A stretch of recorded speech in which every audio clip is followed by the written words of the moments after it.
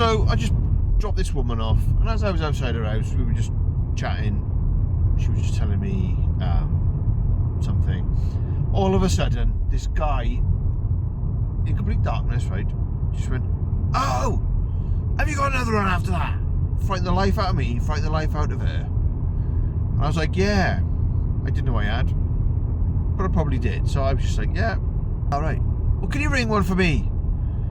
"Oh, I can't, sorry." I said, "You'll have to ring the office yourself." I said, "I can't do it for you."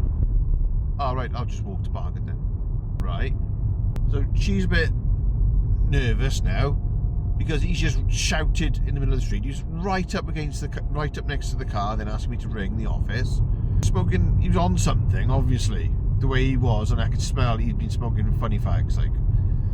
So she's there a bit nervous, so I said, "Look," I said, when you go in now, I said, "find your keys before you go in."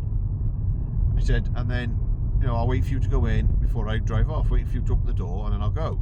She was like, "Oh, are you sure? Are you sure?" I said, "No, of course I am." I said, it's not very safe being out this time of night." I said, "I'll wait for you to go in, and then, I'll pull away."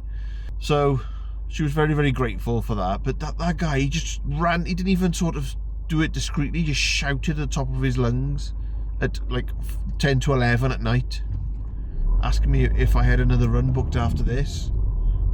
Absolutely. If I didn't have bowel control, I would have shit myself. Honestly.